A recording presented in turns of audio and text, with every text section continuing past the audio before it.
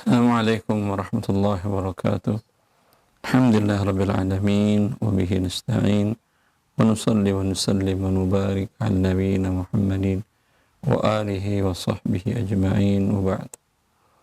Ikhwani wa akhwati fillah, para pemirsa Roja TV dan para pendengar di Roja yang dimuliakan oleh Allah Azza wa Jalla.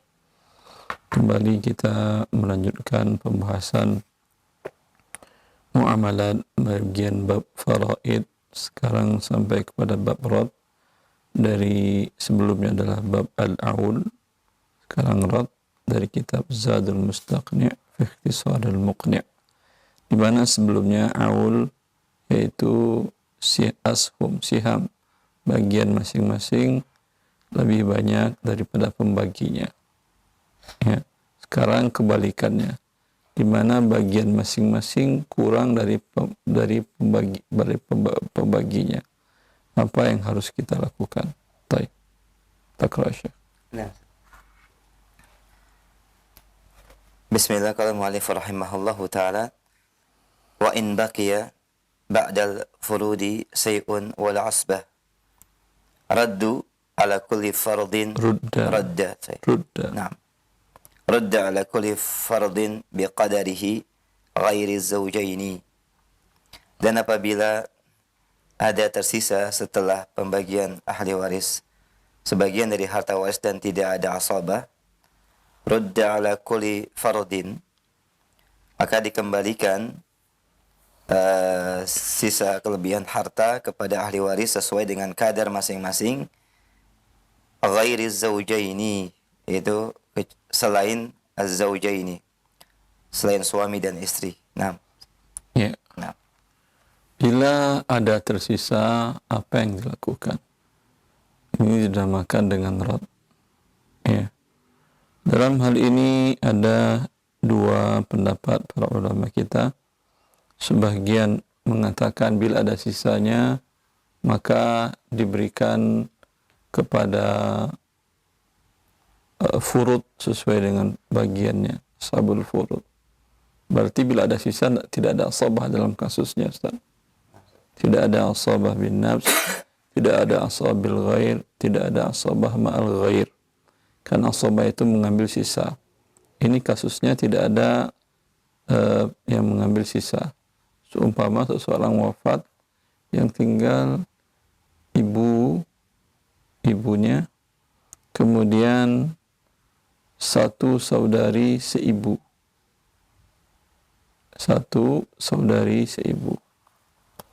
Ya. Coba kita tulis. Dalam kasus orang wafat, ahli warisnya ibu. Kemudian satu saudari seibu. Untuk ibu 1/3, karena saudari satu orang. Untuk saudari 1/6. Ini kan ada sisa pasti. Ya, sisa kalau kita katakan dari 6, kemudian 2, 6 dibagi 3, 2, 6 dibagi 1, sisa 3. Ini sisanya untuk siapa? Ya, ini yang dinamakan dengan rad. Para ulama berbeda yang 3 ini untuk siapa. Ya. Sebagian para ulama mengatakan sisanya ini dikembalikan kepada ashabul furud, yaitu ibu dan saudari seibu, kecuali suami. Maka kalau di sini ada suami tidak dapat sisa 3 ini. Sisa 3 tidak dapat. Ini yang merupakan madhab Hanabilah dan Hanafiyah, dan ini yang diperkuat oleh banyak para ulama Hanafiyah dan Hanabilah dan Hanafiyah. Adapun mazhab yang kedua, yaitu mazhab Syafi'iyah dan Hanafiyah dan Malikiyah, Mereka mengatakan, bila sepertiga ini untuk Baitul Mal, yang 3/6 untuk Baitul Mal. Baitul Mal bukan BMT. BMT lembaga keuangan. Sifatnya bisnis. Baitul Mal itu bukan lembaga bisnis. Yang dimaksud dengan namanya sama-sama Baitul Mal, tetapi makna Baitul Mal di dalam kitab-kitab para fuqaha kita itu adalah kas negara. Berarti penggunaannya untuk maslahat semua kaum muslimin. Ya. Dan namun mereka memberikan syarat. Syafi'iyah, para ulama Syafi'iyah memberikan syarat untuk Baitul Mal dengan syarat jika muntazim.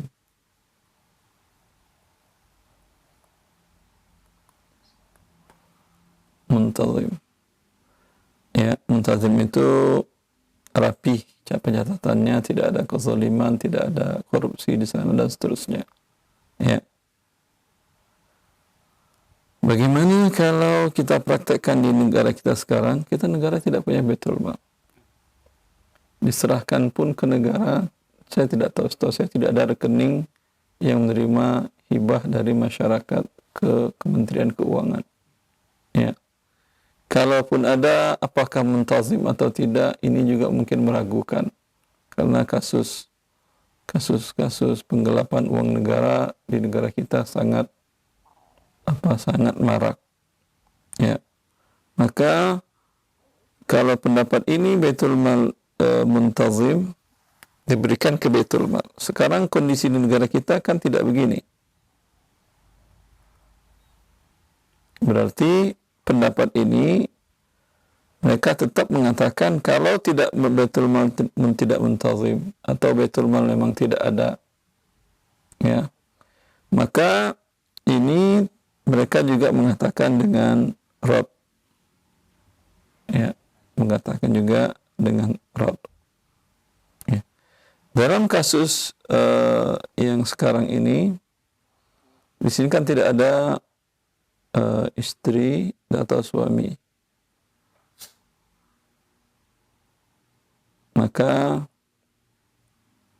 langsung tidak perlu dibagi 6, langsung saja kan sisa 3, langsung saja mereka kalau kemarin 2, 1 jadi 3 kan ya, maka 6 berubah menjadi 3.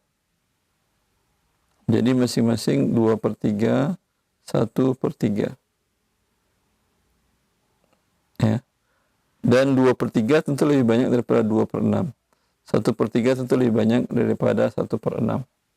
Maka mereka mengambil sisanya dibagi kembali ke ashabul furud. Ini menurut mayoritas para ulama yang mengatakan dengan rad.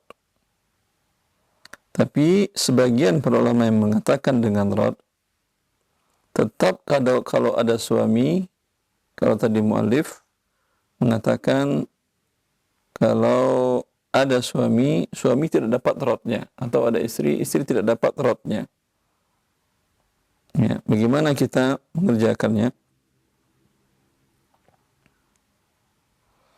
Andai dalam kasus ini umpamanya di sini ada istri, kita tambahkan istri, atau kita halaman baru aja lah ya.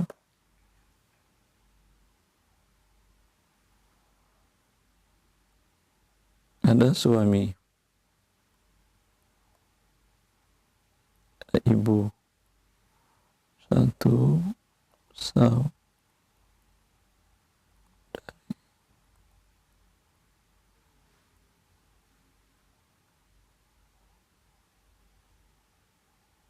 ya. Suami karena tidak ada anak dapat 1/2. Kalau 1/2 berarti itu bukan rad aul. Kita ganti sama istri lah.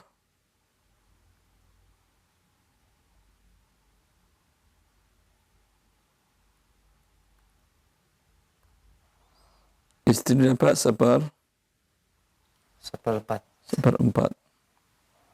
Ibu Seperenam. Sepertiga. sepertiga. Ada saudari.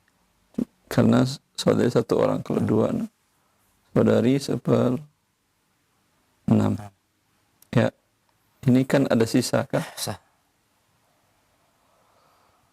Karena ada sisa, maka ini dapat satu, ini sisa satu dibagi kemari.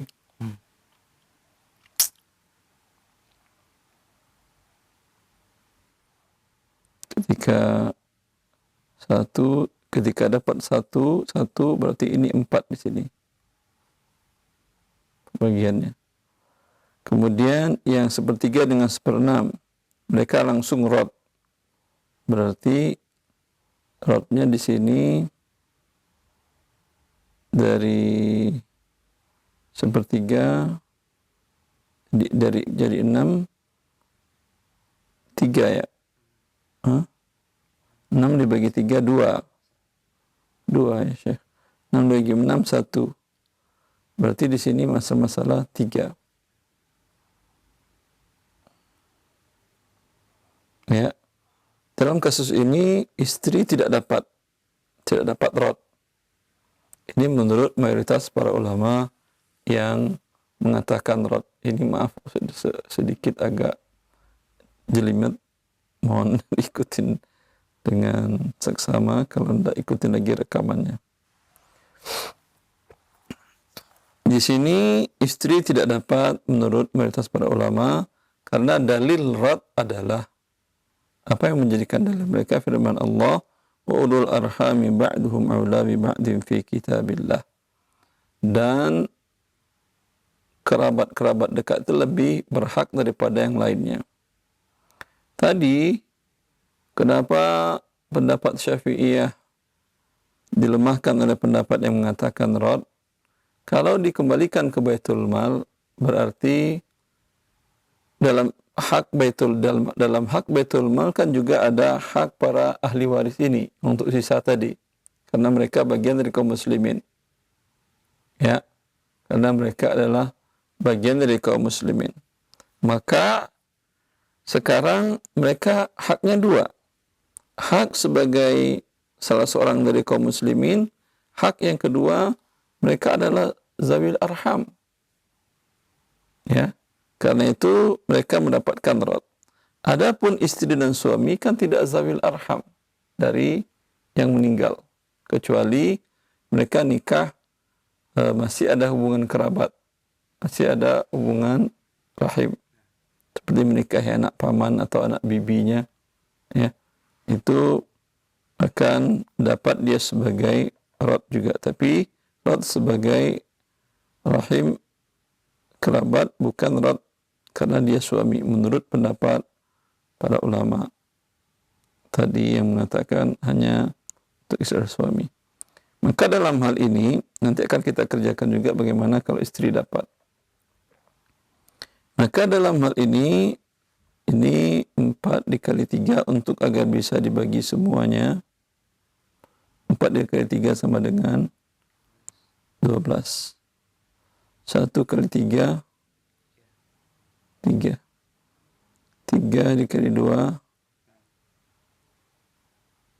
maaf, 1 dikali 3, 3 mau kita. Iya betul. 2 kali 3, 3. 3 dikali 1, dikali 2, 6. 3 dikali 1, 3. Pas 12. 3, 6, 3. 12. Habis dibagi hartanya.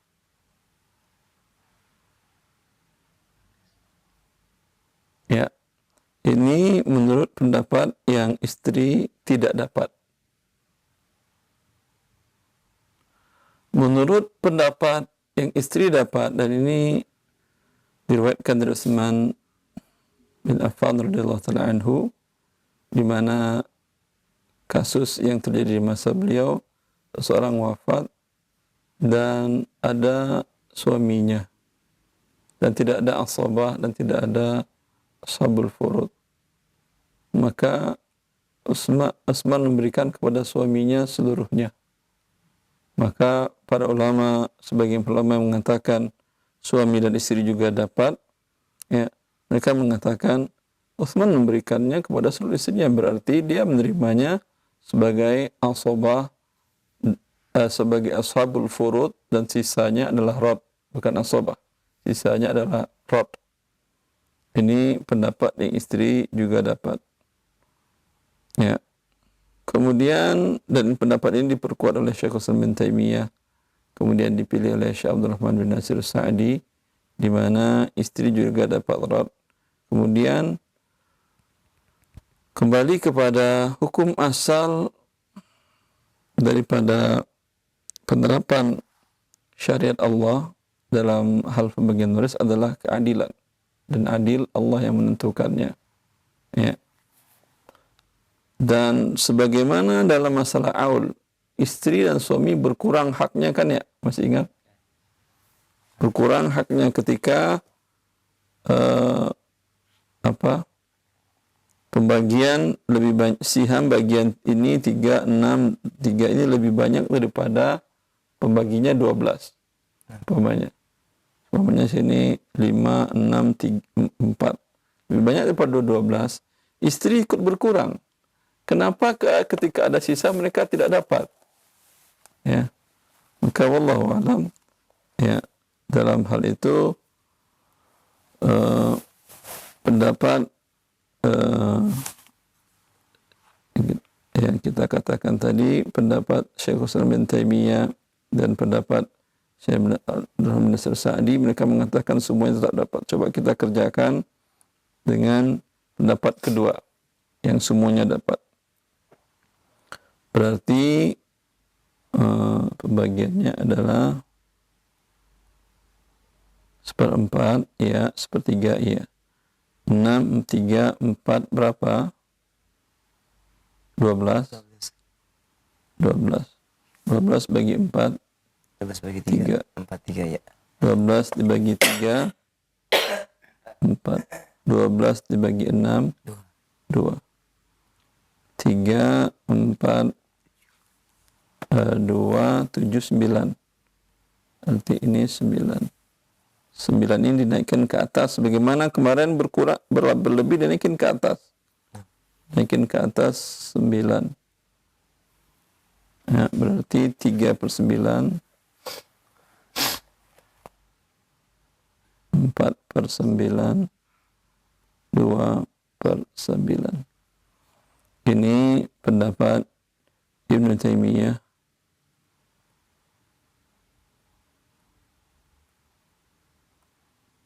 Dan Syekh Nasir Sa'di.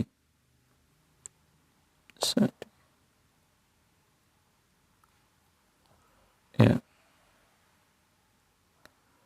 Wallahu a'lam.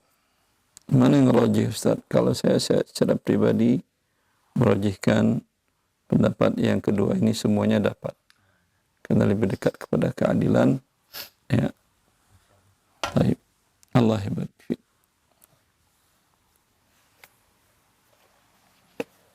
Selesai. Mubasyarah. Soal jawab. Ya, selesai. Ya. Alhamdulillah. Jazakallah khair Ustaz atas penjelasan terkait dengan pembahasan rad, dan pendengar serta pemirsa Roja TV. Alhamdulillah kita berikan kesempatan secara langsung untuk sesi soal jawab secara langsung dalam bab muamalah secara khusus, ya. Dan kita berikan untuk satu telepon yang pertama. Silakan. Halo. Iya, silakan. Sudah masuk? Assalamualaikum. Waalaikumsalam warahmatullahi. Dengan siapa, akhi, di mana? Di Falah di Serang. Baik, silakan Ak Falah. Pertanyaannya. Silakan, akhi. Syukron Ustadz. Silakan pertanyaannya. Assalamualaikum warahmatullahi wabarakatuh. Assalamualaikum warahmatullahi wabarakatuh. Ustadz, mohon izin bertanya. Kebetulan kami punya mertua.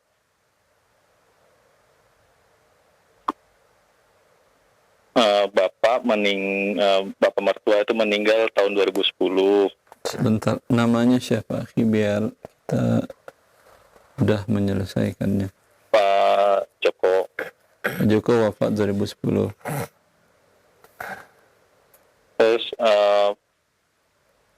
tahun 2021 bulan Februari kemarin kebetulan kakak ipar saya meninggal. Anak Pak Joko wafat. Anak Pak Joko. Namanya? Iya.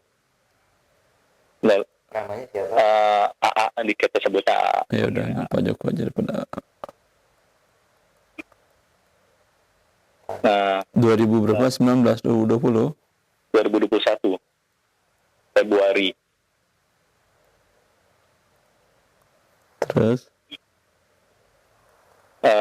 Lalu ibu mertua saya meninggal bulan Maret 2021. Istri Pak Joko? Istri Pak Joko, betul.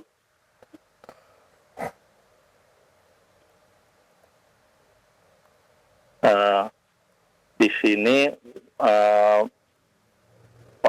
mohon maaf Ustadz, mohon arahannya untuk pembagian warisnya seperti apa. Jadi pada saat Bapak mertua meninggal, itu meninggalkan istri,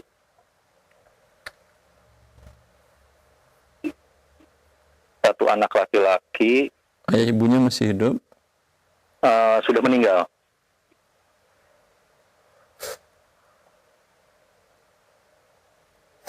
Ini yang wafat Februari anak laki atau perempuan? Anak laki, AA.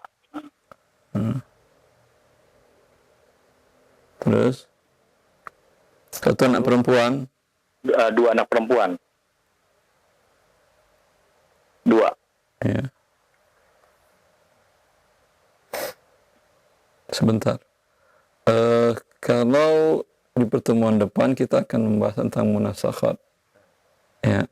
Iya. Yaitu bila belum dibagi warisannya dan kasusnya seperti ini, bisa kita jadi satu ikan. Tapi mungkin berpikirnya lebih susah menghitungnya. Kita yang pelan-pelan aja, yang simple aja dulu. Baik, baik. Jangan jadi hybrid, nanti malah pusing. Ya. Baik, Ustaz. Ya, dibagi dulu satu persatu hartanya. Baik, Ustaz. Ini semua harta belum dibagikan ya? Belum, Ustaz. Ya, itu dia. Kalau dibagi satu persatu mungkin lebih gampang. Kalau disatukan nanti permasalahannya mungkin lebih berat. Baik, Ustaz. Istri 1/8. Sisa anak. Ini berarti 817. Kemudian sini untuk 4 bagian. 7 bagi 4 ada pecahan 4 dikali 8 sama dengan 3 2 4 per 1 4, kemudian 14, kemudian 7. Kenapa begini? 7 7.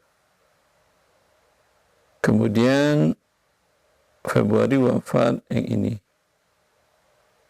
Iya, Ustaz. Ya.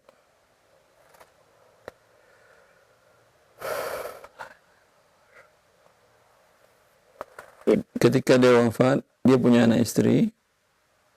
Belum menikah, Ustaz. Belum menikah. Berarti ahli warisnya adalah ibu, kemudian 2 saudari perempuan. Iya. 2 saudari saya, si ibu kan ya.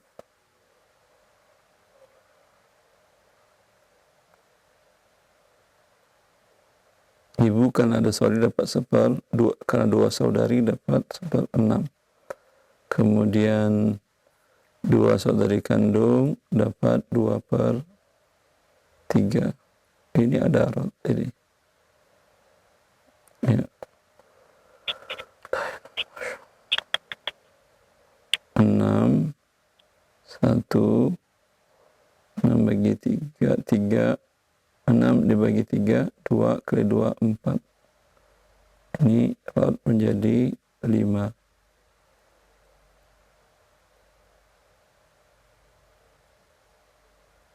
Satu per 5, 4/5. Kemudian istri Pak Joko, ya berarti hartanya masing-masing ini ya, oke. Yang pertama harta Pak Joko dulu diselesaikan, jelas. Setelah selesai harta Pak Joko, kan anak Pak Joko dapat itu 14/32. Iya Ustaz. 14/32 itu dibagikan ke ibunya lagi 1/5. 1/5, iya Ustaz. Ya, saudarinya tadi selain 7 dapat lagi masing-masing 2/5, 2/5. 2/5, 2/5. Ya. Baik, Ustaz. Ketika istri Pak Joko wafat, ayah ibunya masih hidup, Sudah meninggal Ustaz. sudah meninggal. Berarti ahli warisnya cuma dua anak perempuan. 2 anak perempuan.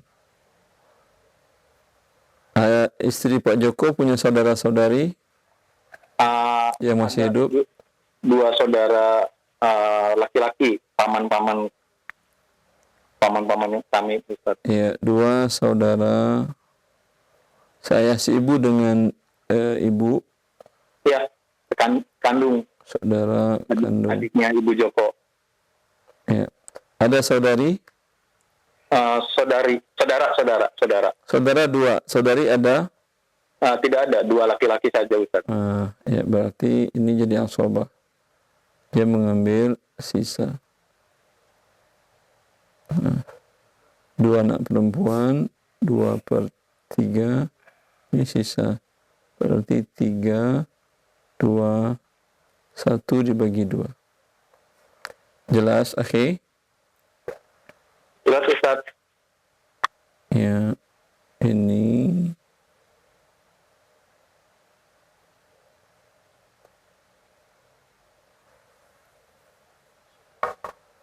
ya.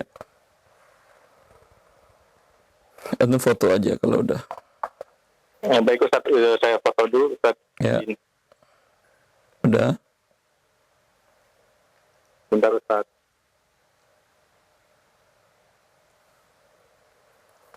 Ikhwan akhwat yang bertanya, siapkan kameranya di foto. Sudah Ustaz. Sudah, alhamdulillah. Syukran jazakallah. Allah barik fiik. Barakallahu wa jazakallahu khairan.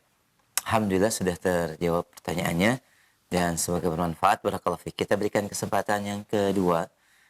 Baik, kita sapa kembali untuk penanya berikutnya. Silakan. Halo. Assalamualaikum warahmatullahi wabarakatuh. Waalaikumsalam warahmatullahi wabarakatuh. Dari Makassar ya, Bu ya? Iya. Ayo, silakan. Pertanyaan saya begini, Ustaz. Nah. Sekitar 3 bulan yang lalu, Ustaz, saya transfer ke sebuah yayasan. Nah, waktu itu saya tidak cek langsung ke rekening saya, Ustaz. Setelah kurang lebih 3 bulan kemudian baru saya cek, ternyata di rekening saya itu tidak berkurang sesuai yang saya transfer ke sana. Setelah saya tahu, saya konfirmasi ke yayasan tersebut sampai 3 kali, Ustaz. Tapi menurut mereka, uang yang saya transfer itu sudah masuk. Pertanyaan saya, Ustaz, bagaimana statusnya ini uang yang masih ada di rekening saya tersebut? Ya. Pertanyaannya jelas, di mana ibu uang transfer dan si pihak yayasan menerima transfernya. Tetapi ternyata rekening tidak berkurang. Berarti permasalahannya kan ada di bank Anda kan ya? Ibu? Ya. Tinggallah tanyakan ke bank Anda, ini bagaimana, kemungkinan ada kesalahan di sistem dan seterusnya. Iya. Anda transfer pakai bank atau pakai ATM atau pakai mobile banking? Pakai ATM, Ustaz. Iya, pakai ATM, datang ke banknya kembali, sampaikan. Ya sudah juga saya sampaikan, Ustaz. Jawaban mereka? Pelaporannya itu di buku rekening bahwa tidak ada tanda transfer begitu. Terus? Nah, tidak. Karena anak saya ngurus, Ustaz, cuma begitu saja. Saya tidak saya tidak tanya kelanjutannya lagi. Cuma saya bingung dengan uang ini bagaimana, halal buat saya atau buat bagaimana? Sebentar. Anda datangi lagi ke CS-nya, customer service-nya, tanyakan lagi, bisa nggak dipotongin sekarang? Oh, kalau gitu Bu transfer sekali lagi, umpamanya. Ya, tapi jangan nanti saya kena 2 kali ya, gitu. Jelaskan dari awal. Ya, kemungkinan ada kesalahan dari sistem ATM atau segala macam. Ya. Kalau mereka mengatakan demikian, berarti transfer 2 kali tentu tidak boleh. Yang pertama berarti kan belum selesai masalahnya. Kalau mereka mengatakan tidak bisa, ya, artinya Anda memberikan uang kepada mereka, tolong dipotong sebesar yang sudah diterima yayasan. Ya, mereka tidak mau, untuk mereka tentu sebesar uang yang itu Anda berikan kepada, Anda ambil dari rekening atau dari mana uang Anda berikan kepada fakir miskin. Oh ya Ustaz, enggak, boleh tidak dipakai bangun masjid Ustaz, karena sekarang di tempat saya itu Boleh. bangun. Oh ya, jazakallah khair Ustaz. Assalamualaikum warahmatullahi wabarakatuh. Assalamualaikum warahmatullahi wabarakatuh. Jazakallah khair. Nah, barakallahu fiik. Baik, alhamdulillah, kita berikan kesempatan berikutnya. Baik, halo. Silakan, sudah masuk. Halo, Assalamualaikum. Waalaikumsalam warahmatullahi. Dengan siapa, Umu, di mana? Dengan Ibu Yuyun di Kolaka. Ibu Yuyun, silakan. Ya, begini Ustadz, saya mau bertanya, bagaimana, kan ada teman saya punya utang, terus sampai sekarang dia belum mengembalikan, sisanya itu saya pikir dia kan baik, jadi saya bantu waktu ada kesulitan. Saya ingin juga membantunya sesama teman, tapi sudah mau 1 tahun Ustaz, dia tidak datang kembalikan. Ibu membantunya meminjamkan, Ibu sampaikan ini pinjaman, atau Ibu mengatakan ini tidak Ibu katakan pinjaman, sehingga dia menganggap mungkin bukan pinjaman, hibah.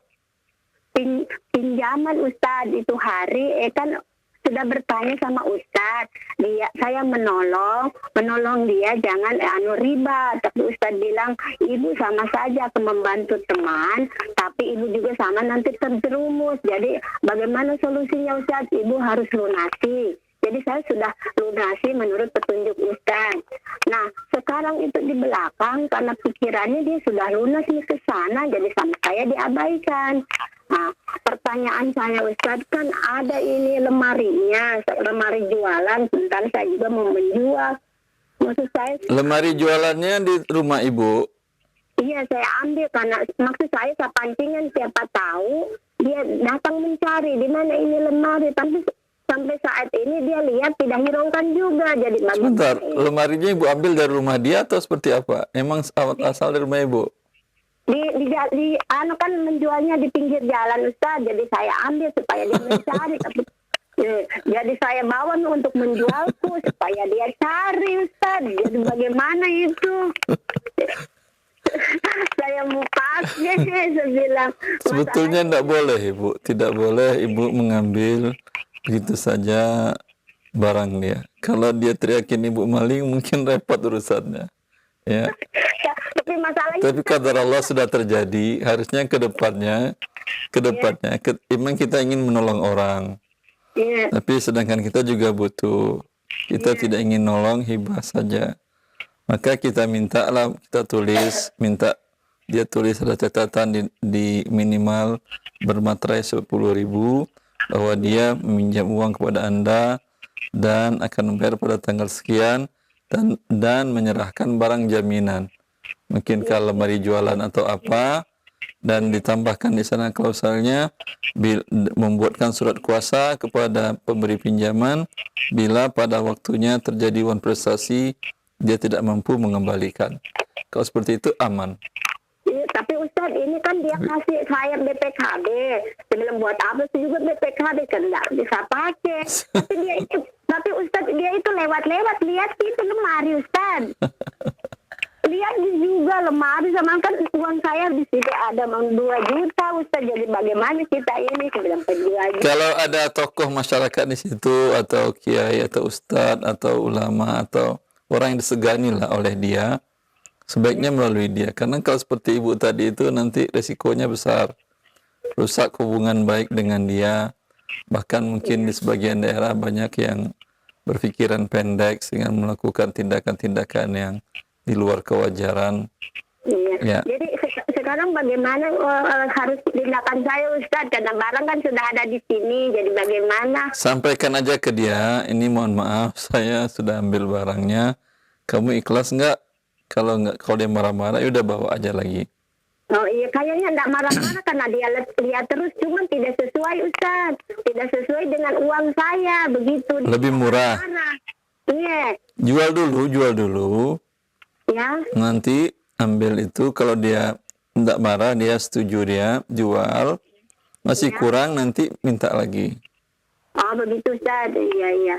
Ya, terima kasih banyak Ustaz penjelasannya. Ya, Masya Allah. Ya, Assalamualaikum warahmatullahi wabarakatuh. Assalamualaikum warahmatullahi wabarakatuh. Waalaikumsalam warahmatullahi wabarakatuh. Jazakillah khair.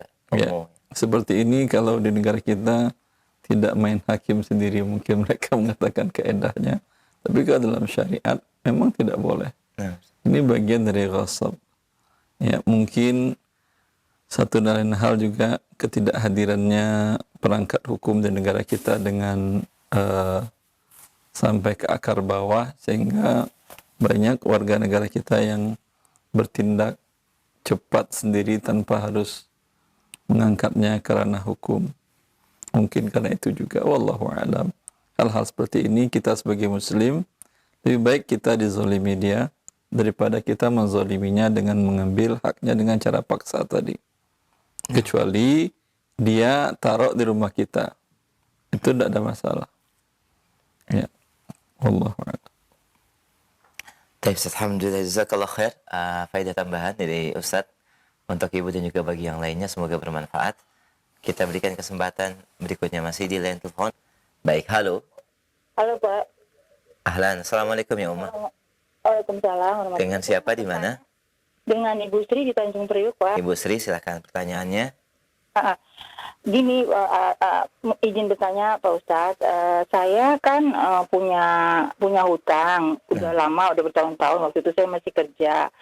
Nah terus akhirnya saya bermaksud membayarnya karena sangat jadi pikiran saya gitu Pak Ustadz. Nah akhirnya nomor kontak saya cari sana sini dapat nomor teman saya. Saya minta dari teman saya nomor rekeningnya orang yang saya utangin itu untuk saya bayar utangnya. Tapi orang itu nggak mau ngasih nomor rekeningnya tanpa izin orang tersebut. Nah akhirnya dia kalau minta izin dia mah nggak bakalan dikasih. Jadi saya minta nomor rekeningnya aja. Pokoknya nanti saya transfer aja biar utang saya lunas. Saya bilang gitu.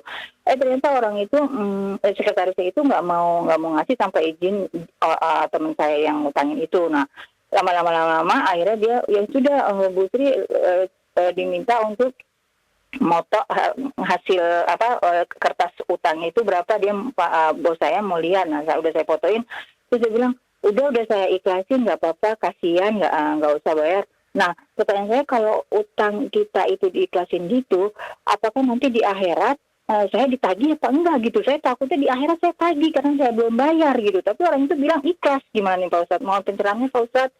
Assalamualaikum warahmatullahi wabarakatuh. Assalamualaikum warahmatullahi wabarakatuh. Ya.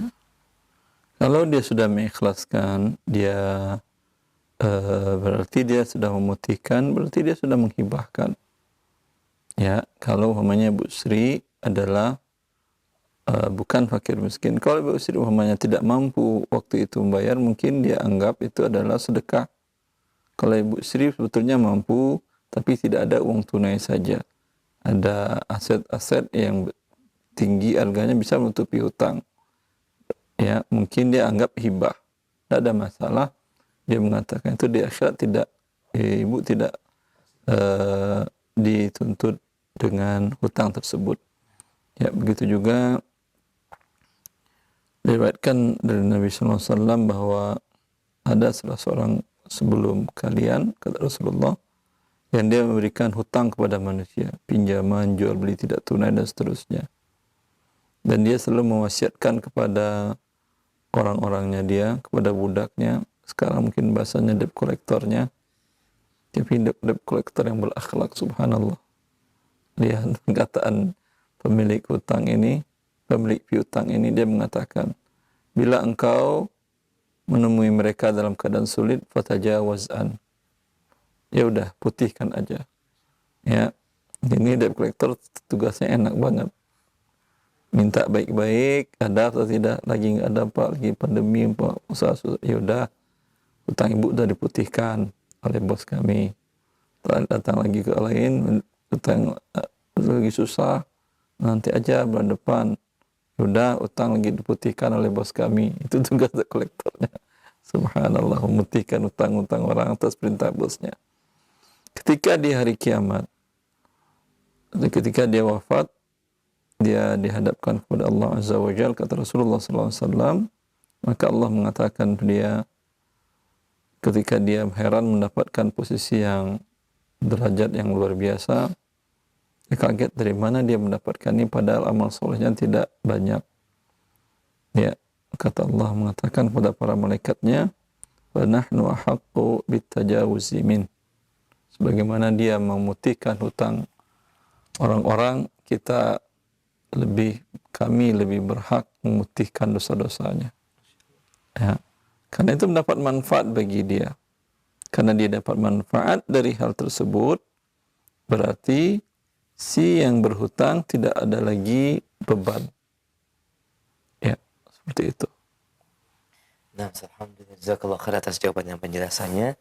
Demikian Ibu Sri, barakallahu fiik. Baik, masih kita berikan kesempatan berikutnya Mbak Dilan Lufoni. Kita sapa kembali pertanyaan berikutnya. Halo. Halo, Assalamualaikum. Waalaikumsalam warahmatullahi wabarakatuh. Dengan siapa di mana? Dengan Ibu Rini dari Jakarta. Ibu Rini, silahkan Ibu. Iya, mau tanya Ustaz. Gini, kalau misalnya suami itu sedang bikin klaster jual beli rumah gitu Ustaz.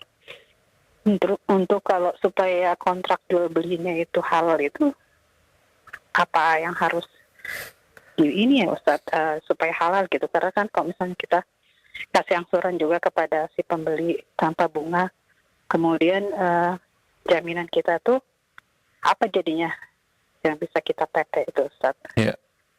Itu aja. Ya Allah barik fiik Ibu. Jaminan yang bisa kita pakai banyak. Kalau dia bisa memberikan jaminan lain lebih bagus. Satu, yang tentunya seharga atau lebih daripada unit rumah yang kita jual dengan tidak tunai tadi. Jaminan selanjutnya, kita bisa minta dia mendatangkan garantor orang, ya, atau lembaga yang bisa membayarkan hutangnya, ya. Dan kalau dia berbentuk pribadi individu, orang tersebut dikenal baik dan punya harta banyak, sehingga membayarkan hutang-hutang orang-orang yang tidak mampu, kemudian dia menagih kepada orang tersebut kapan dia mampu. Ya. Kalau rumah itu dijadikan jaminan juga boleh, tapi yang Anda pegang hanyalah surat-suratnya saja. Dia boleh menempatinya. Artinya, kalau suami Anda menjual ke dia, balik nama tidak ada, ya, sebelum, atau dibalik namakan dulu boleh, tapi sertifikatnya, surat balik namanya dipegang dahulu oleh suami Anda dengan akad sebagai jaminan, dibuatkan lagi statusnya sebagai jaminan. Dia menempatin boleh karena rumah milik dia, cuman statusnya dijaminkan.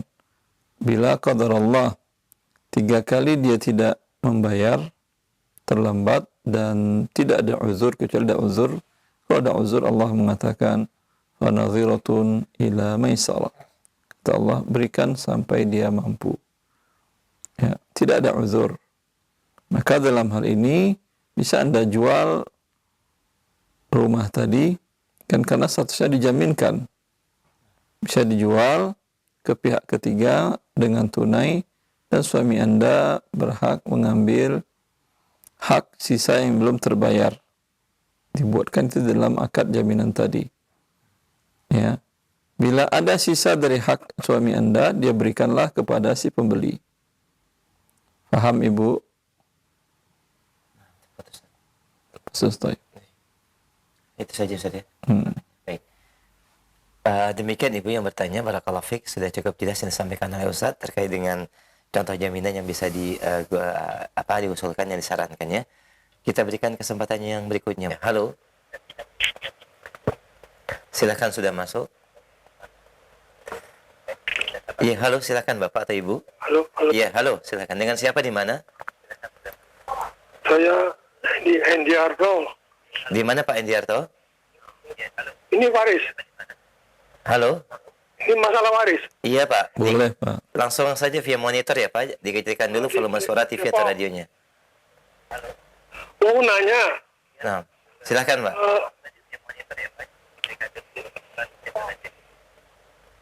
Halo. Mau nanya. Silakan Pak, silakan. Begini, saya usia sudah 78. Iya. Saya punya istri 1, anak 3. Iya. Saya jual rumah belum laku. Maksud saya akan meninggalkan wasiat. Iya. Nanti kalau saya sudah meninggal, rumah dijual, saya minta 1/5 bagian untuk diwariskan, dihadiahkan kepada saudara saya dan saudara istri saya. Boleh nggak? Bapak punya anak laki-laki atau tidak? Anak laki-laki 1, perempuan 2. Boleh Istri Bapak 1. berwasiat kepada saudara Bapak dan kepada Saudara ipar saya Bapak, boleh. Ada 4. Seperlima dari keseluruhan harta Bapak masih boleh. Atau 1/5 dari rumah tadi boleh. Boleh ya Pak? Gimana Pak? Boleh Bapak, boleh. Jadi saya pikir bagi 5, jadi 20% saya zakatkan kepada saudara saya dan saudara istri saya. Itu namanya wasiat, bukan zakat. Boleh? Boleh. Oh ya, Cukup Pak? ya, Alhamdulillah. ya. Jadi 1/5-nya kira-kira 20%. Iya Pak, iya. Sudah terjawab, alhamdulillah, dan diperbolehkan. Jazakallah khair atas pertanyaannya Pak ya, barakallahu fiik. Baik, satu pertanyaan kembali sebelum kami akan dari pesan singkat. Assalamualaikum. Iya, halo, silakan, sudah masuk. Assalamualaikum. Waalaikumsalam warahmatullahi. Dengan siapa, Ummu, di mana? Dengan Ummu Faisal di Cakung. Baik, Ummu Faisal, mohon maaf, diketikan dulu volume suara TV atau radionya supaya tidak feedback. Baik, cukup monitor via telepon, silakan Ibu. Iya. Assalamualaikum Ustaz. Assalamualaikum. Ustaz, saya Ummu Faisal dari Cakung. Saya mau nanya ini Ustaz, kemarin suami saya 2 bulan yang lalu meninggal. Terus punya anak laki-laki 3. Siapa nama suami Ibu? Pak Siyadi. Pak Siyadi. Siyadi wafat. Yang saya tanyakan Tanggal berapa? Bulan apa? kemarin tanggal 5 September Ustaz. 5 September 2021. Istrinya masih ada 1 istri, 3 anak laki-laki semua. 3 anak laki. Ayah ibunya masih ada? Ya, ibu suami masih tinggal ibu. Ibu ada. Ya, ini pembagian warisnya. Ibu bisa lihat di televisi. Iya. Ya. Ustaz, saya insya Allah itu paham ya. Paham. Yang saya tanyakan ini Ustaz, uang pesangon itu loh. Uang pesangon dari kantor. Kemarin kan saya dapat uang pesangon dari kantor. Uang suami atau uang Anda? Iya, uang suami saya. Pesangon suami. Iya, itu kan anak-anak udah baru, anak saya kan yang laki-laki baru nikah kemarin, suami saya sempat nikahin anak baru seminggu terus meninggal. Suami saya anaknya 3, yang 1 pertama umur 25, yang kedua masih kuliah semester 7, yang ketiga masih umur 13, masih SMP di pondok pesantren. Terputus. Pertanyaannya pesangon ya. Iya. Ya, pesangon juga dibagi waris. Nah, Istri dapat, sebagai bagiannya 1/8, ibu dapat bagiannya 1/6, sisanya untuk 3 anak laki-laki dibagi rata. Baik, demikian Ibu yang bertanya, semoga menjadi jawaban dari pertanyaannya Ibu sampaikan. Jazakallah khair. Kami angkat kembali pertanyaan berikutnya dari pesan singkat dari pendengar kita. Assalamualaikum warahmatullahi wabarakatuh. Ustaz, terkait dengan hutang, saya memiliki hutang dengan orang dan dia sudah wafat, Ustaz. Saya bermaksud untuk mensedekahkan nilai hutang tersebut ke fakir miskin atau ke masjid. Bagaimana hukumnya, Ustaz? Pertama, ketika dia wafat, itu adalah hak ahli waris. Anda bila tahu ahli warisnya, berikan kepada mereka. Ya. Bila Anda sudah berusaha maksimal mencarinya, baru boleh untuk kemaslahatan kaum muslimin tadi, yang itu sebetulnya masuk ke dalam baitul mal tadi. Kalau ada baitul mal di negara kita, tentu ke baitul mal. Ya. Kalau tidak ada, berikanlah kepada para fakir miskin atau kemaslahatan umum, sedekahkan, kemudian niatkan kapan nanti Anda bertemu dengan ahli warisnya, maka Anda akan berikan ke dia 2 penawaran, bahwa itu sudah saya sedekahkan, kalau kamu mau atas nama kamu, kalau mau kamu itu hak kamu, kalau kamu keberatan, maka saya bayar lagi ke kamu, yang itu sedekah menjadi milik saya. Sebagaimana asal dari Ibn Mas'ud tentang hal ini. Ya. Baik, Ustaz.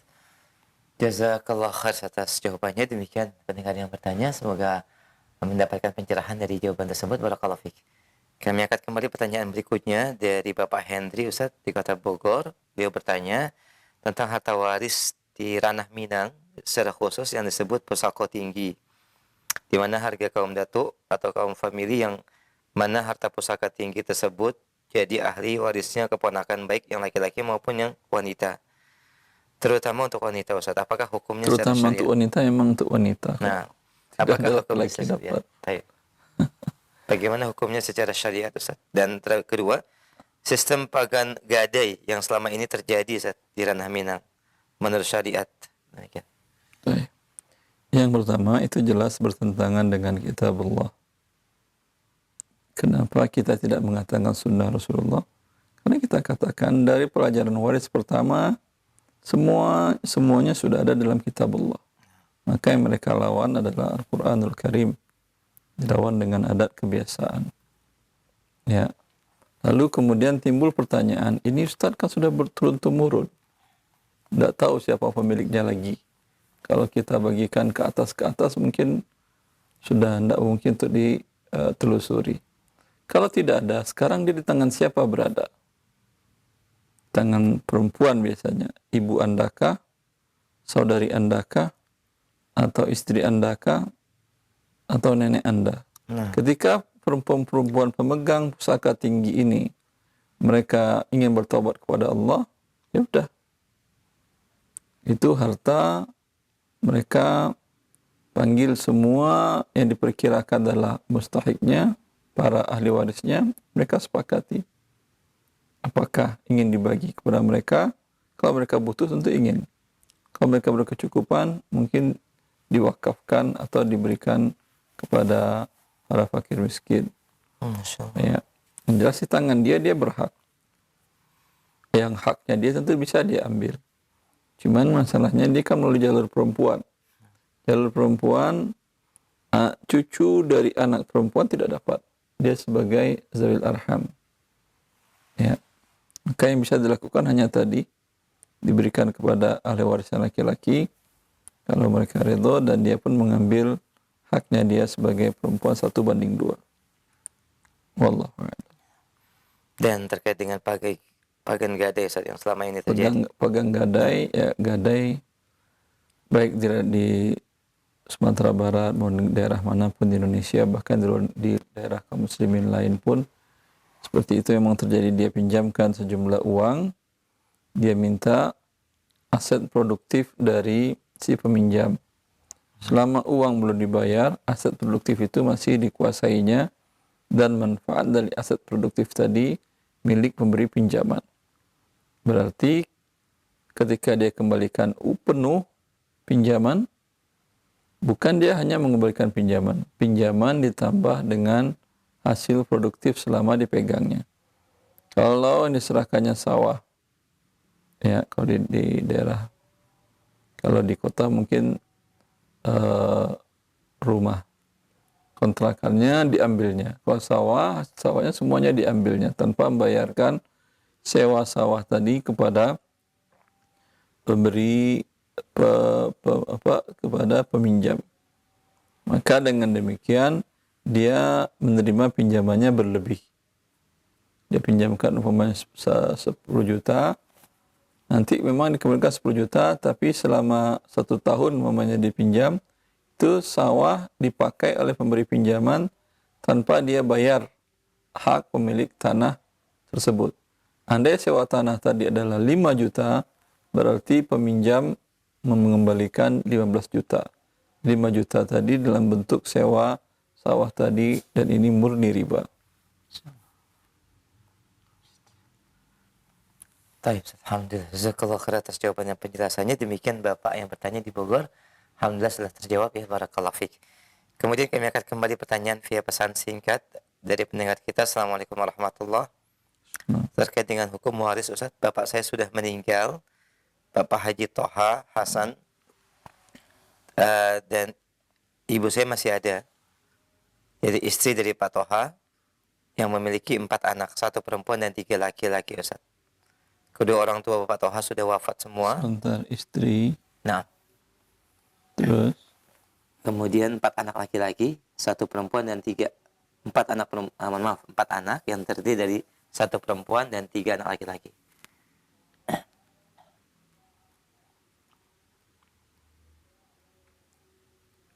Bapak Toha punya kakak 1 perempuan. sebentar, anak perempuan 1, Ya, anak laki-laki 3. saudari perempuan 1. 1, nah. Pertanyaannya apa? Bagaimanakah pembagian warisnya? Ya. Saudari perempuan tidak dapat. Terhalang karena ada anak laki-laki. Ya. Pembagiannya hanya ini yang dapat. Istri 1/8, anak laki dan perempuan mengambil sisa. Sisanya adalah 3 kali 2, 6, tambah 1, 7. Berarti di sini 8, 1, sisa 7. 7 dibagi 7 pas. Berarti harta dibagi 8. Untuk istri adalah 1/8. Untuk anak laki-laki 2/8, 2/8. Anak perempuan adalah 1/8. Ya. Alhamdulillah. Jazakallahu khair, Ustaz. Demikian yang bertanya, barakallahu fiik, bisa dilihat dan difoto ya. Alhamdulillah. Kami akan kembali pertanyaan berikutnya dari Dirja. Assalamualaikum warahmatullahi wabarakatuh. Ustaz, mohon maaf di luar tema, terkait dengan penyaluran harta hasil korupsi dan juga riba, Ustaz. Kemana yang terbaik untuk kita salurkan? Jazakallahu khair. Wallahu a'lam. Kalau Anda ketika bertobat kepada Allah atas korupsi tadi, ya, kalau dikembalikan kepada pihak yang Anda korupsi, bila pihak Anda korupsi adalah perusahaan, Anda kembalikan kepada perusahaan, dimasukkan ke rekening perusahaan. Mungkin bagian keuangannya tidak mau, ya, kalau bisa Anda sampaikan ke ownernya, bagus. Ya. Kalau Anda tahu rumahnya, Anda taruh di amplop, Anda taruh ke depan pintunya, saya kira tidak ada orang nolak uang. Tulis di sana, ini dari pegawai yang terlanjur berbuat khilaf. Itu aja cukup. Ini hak Bapak. Ya. Tapi kalau umpamanya dengan pihak pemerintahan Anda kembalikan, biasanya Anda mungkin akan menjadi masalah, akan dipermasalahkan, dijerat hukum segala macam, ya. Tentu Anda, saya yakin, tidak mau mengembalikan ke negara. Kalau saya kembalikan ke bagian keuangan bendahara di instansi saya, Ustaz, itu bukan hak dia. Bukan hak dia. Belum tentu juga, dan dia pun tidak berani memasukkannya ke dalam uang pendapatannya seperti itu. Maka dalam hal ini sebetulnya negara kalau membuat rekening khusus, ya, menerima dana-dana dari masyarakat secara umum di Kementerian Keuangan umpamanya, ya, ini bisa dimanfaatkan oleh orang-orang yang seperti ini yang terlanjur berbuat khilaf, kemudian sekarang dia bertobat kepada Allah, ya, dan dia pun tidak mau kalau melakukan seperti tadi, kalau terus terang dia mengatakan ke atasannya, ya, kemudian dipermasalahkan secara hukum, namanya sudah diburuk, kemudian harus ke penjara, padahal dia ingin bertaubat. Ya. Maka dalam kondisi seperti ini, wallahu ta'ala a'lam, berikan uangnya kepada fakir miskin atau kemaslahatan umum, ya, karena itu juga bagian tanggung jawab dari negara. Nah, Ustaz. Sama halnya dengan riba, Ustaz. Ya. Demikian pentinggal yang bertanya, Hadir Jai, barakallahu fiik. Dan yang satu pertanyaan terakhir sebelum dari telepon, masih terkait dengan hukum waris. Assalamualaikum warahmatullahi. Izin bertanya, Ustaz, suami saya meninggal dan ahli warisnya yang pertama seorang istri. Tapi pertanyaan terkait dengan perhitungan warisannya, ya. Yang pertama, beliau meninggalkan seorang istri dan seorang anak perempuan.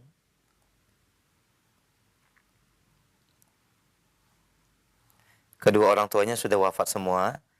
Suami memiliki 2 adik laki-laki dan 2 adik perempuan, Ustaz. Mohon pencerahannya.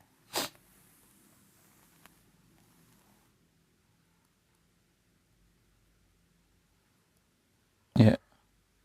Istri mendapat 1/8 karena ada anak. Anak perempuan 1 orang mendapat 1/2. Ini mereka menjadi asabah bil ghair. 8 dengan 2 bisa 8.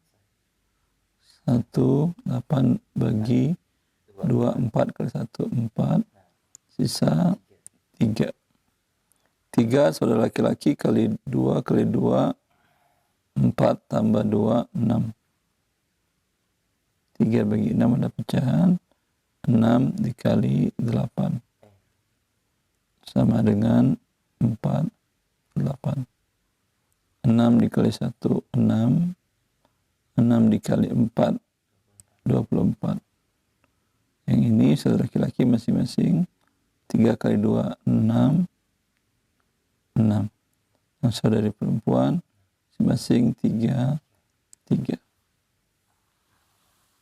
Silakan Ibu bisa difoto perhitungan yang telah ditulis oleh Ustaz. Dan ini menjadi pembagian warisan yang ditanyakan, ya. Baik, alhamdulillah telah selesai. Mudah-mudahan ini menjadi jawaban bagi Ibu yang bertanya. Barakallahu fiik. Kami berikan satu pertanyaan via telepon, satu kesempatan bagi Anda yang bertanya via telepon. Baik, kita sapa pertanyaan berikutnya. Halo.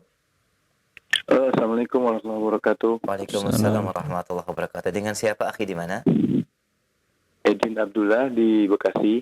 Abdullah, silahkan, Pak. Iya, Pak Ustadz. Afwan, Pak Ustadz.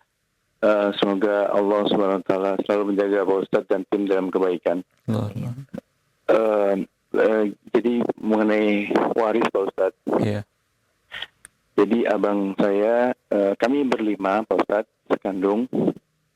Itu yang pertama sudah meninggal.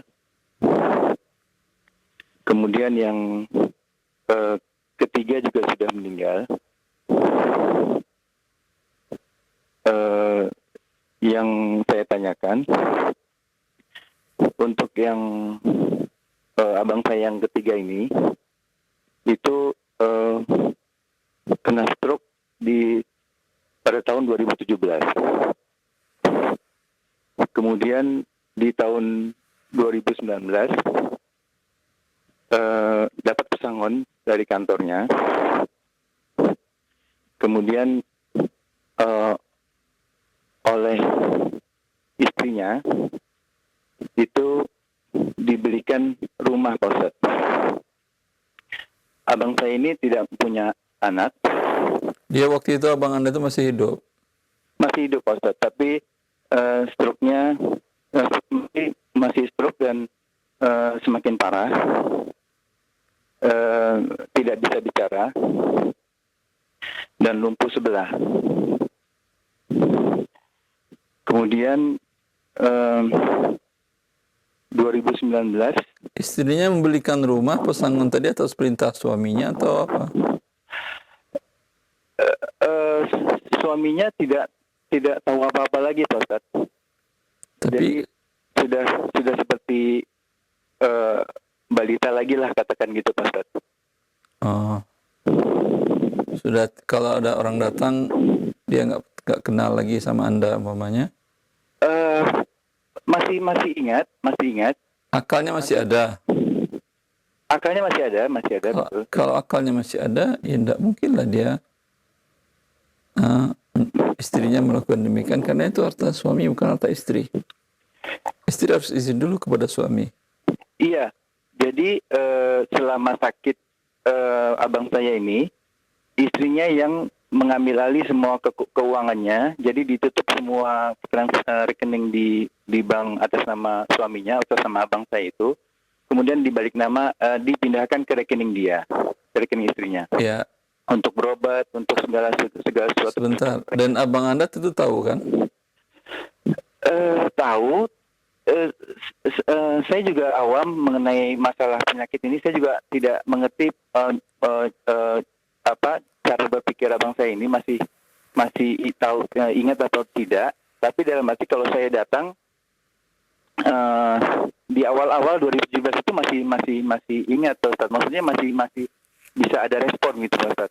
Tapi lama-kelamaan 2019 semakin parah, sehingga tidak respon masih ada, maksudnya, tapi tidak kami sekeluarga kurang mengerti juga bagaimana kondisinya, Pak. Ya, pertanyaannya apa?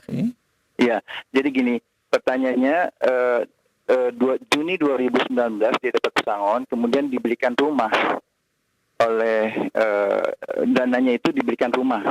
Kemudian nama sertifikat itu juga di atasnamakan atas nama istrinya.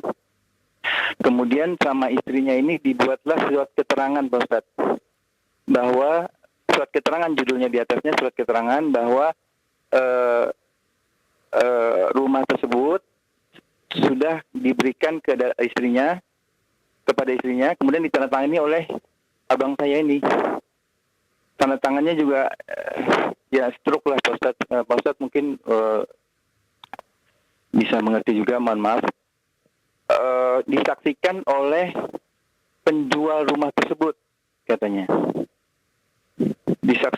Saksinya itu penjual rumah tersebut. Surat keterangan selembar kertas menyebutkan bahwa rumah ini saya berikan kepada istri saya, ditandatangani di atas materai aja, kemudian disaksikan oleh penjual rumah, tapi tidak tercantum tanda tangan penjual tersebut. Menurut istrinya disaksikan oleh penjual rumah.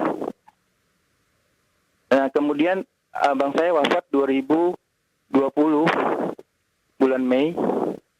2019 abang saya menempati rumah tersebut, Pak Ustadz, di Bojongkulur, dekat Masjid Mu'adz bin Jabal. Kemudian ditempati langsung 2019 itu September. Inti pertanyaannya, Pak, mohon maaf, biar bisa dipersingkat. Pertanyaannya, kemudian wafat abang saya ini di Juni 2020, dan istrinya tidak kata istrinya ini ada surat keterangan, jadi hak rumah ini udah hak istrinya. Sampai sekarang kendaraan juga ada, kemudian rekening tabungan yang lain juga masih ada, piutangnya juga masih ada, Pak Ustadz. Tapi kami sampai sekarang adik-adiknya dan abangnya tidak mendapat apapun. Apakah itu benar, Pak Ustadz? Itu aja, Pak Ustadz. Masalah benar dan tidak